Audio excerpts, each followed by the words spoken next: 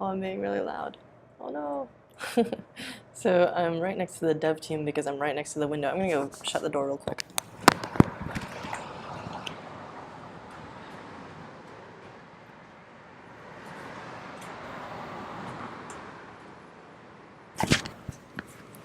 So why are we in a completely different venue? That's because today's project for What the Wednesday, I decided it was going to be Solar Day, and I've built the solar bowler, which was named thus by Nick, a member of our dev team. And if you watched the earlier stream today, you will have seen me constructing the first steps of this hat, and then I was on Twitch putting the rest of it together. If you follow us on Twitch, that's where you're going to see the sort of more long-form builds. And yeah, I managed to connect the 8 Adafruit skill badges as linked in the description to this video.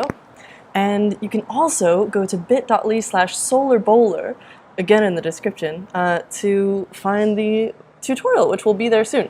Right now I wanted to get the video out and write the tutorial in a bit, but it's going to be at that same link. So, it looks kind of cool. Let me put this on. There we go. I've tested it using these test points. I used the wires that are connecting this. There's a couple of extras that are sort of sticking out. Where are they? Here.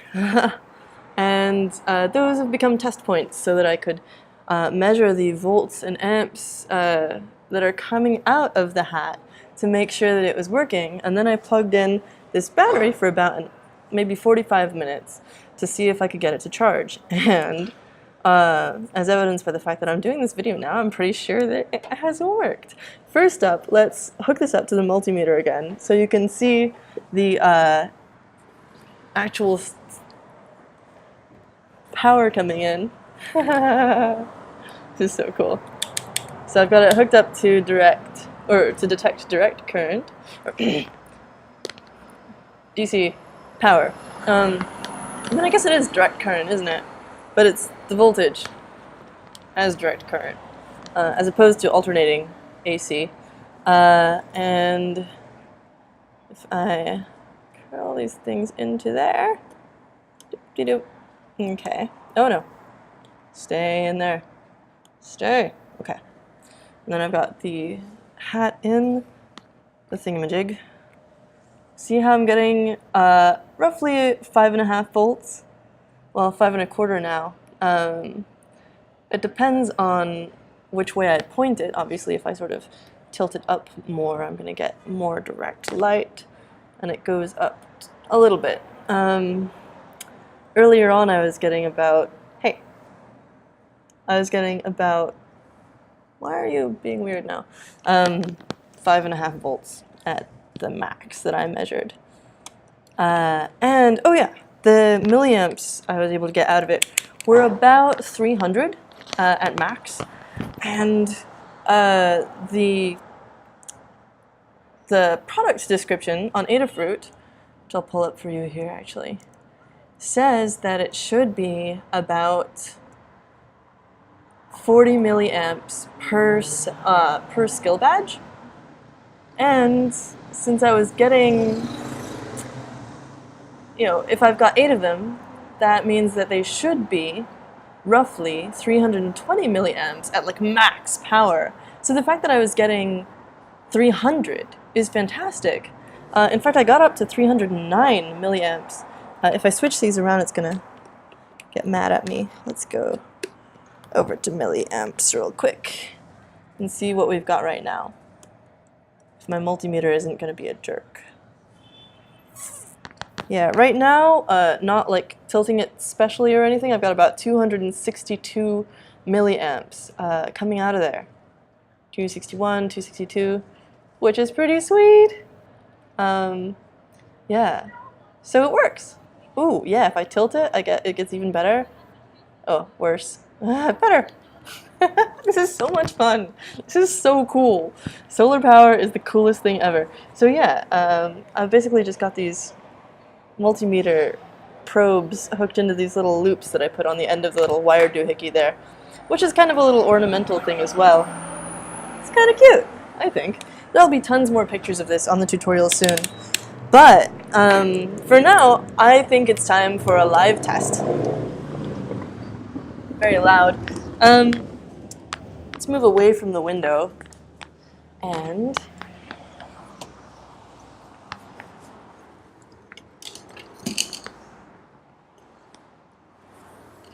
I'm going to take this battery that I charged for maybe 45 minutes under the hat. And it helps also that it was in shadow. Like, that's good for the battery to be kind of hidden under the hat like that. But maybe for more practical reasons in the future, I would like to make the wire that it's connected to longer so that I can charge stuff and have it in my pocket at the same time instead of stuffed up in my hat. This is the battery I was charging. It started out dead. This is my test object. I plugged it in a second ago and it flashed some LEDs. The LED on the Arduino is definitely on. And these ones should come on in a second. Come on. Come on. Do the thing, please. Oh, come on. You just did this. Like, the Arduino is on. Let me try this again.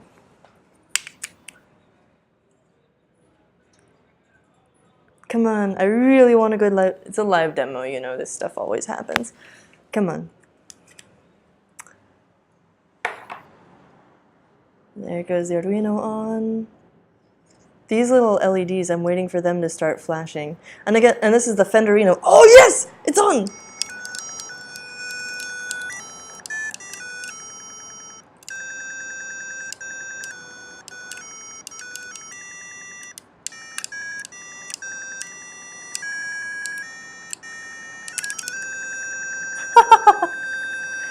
I hope you can hear that. That is the sound of success and awesomeness. So I think this could actually be a really sweet combo, like the Fenderino and the solar hat. But yeah, it's fantastic. This actually works.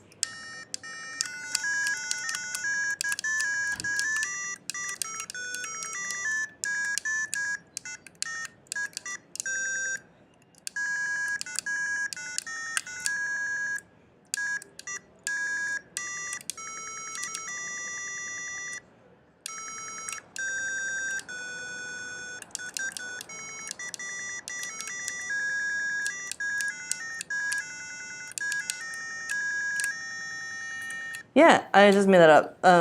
But clearly, you can go out to jam with your friends in the park, bring your little Fenderino along, and you'll never run out of power. Especially if you have a spare battery to charge.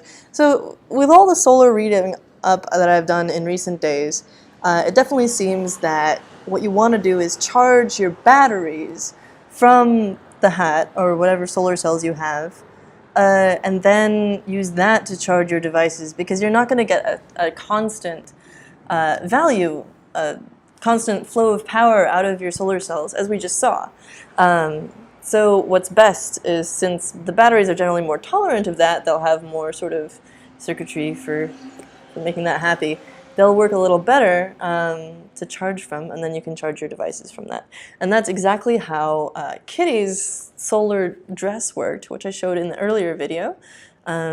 Kitty Young's solar-powered garment that she wore at Maker Faire last year, which helped keep her topped up on battery. Even when her phone died, she was able to use this to recharge.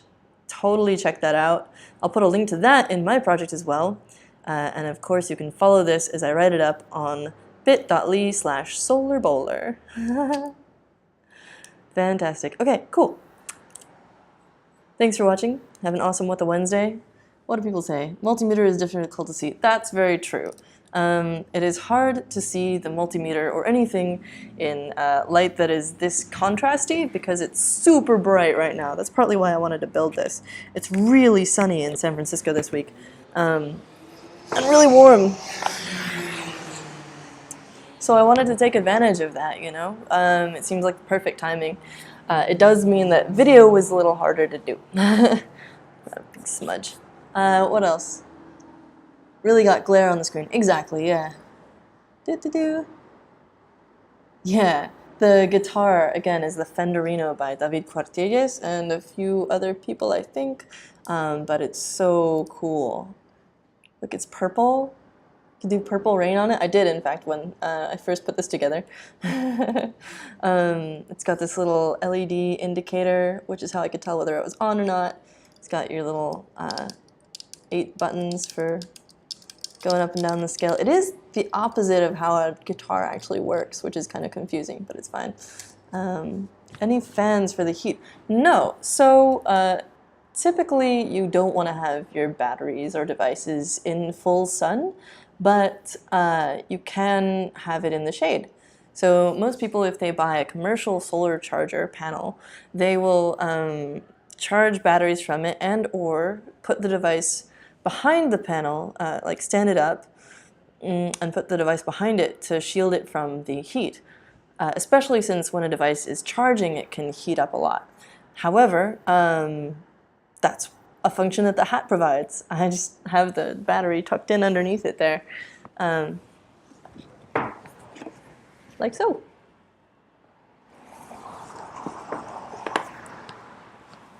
Any other questions? Let's see. Solar bowler, yeah. And hello to everyone who wrote in. I love seeing your comments. Cool. I'm going to write this up. Have an awesome rest of your day. Ciao.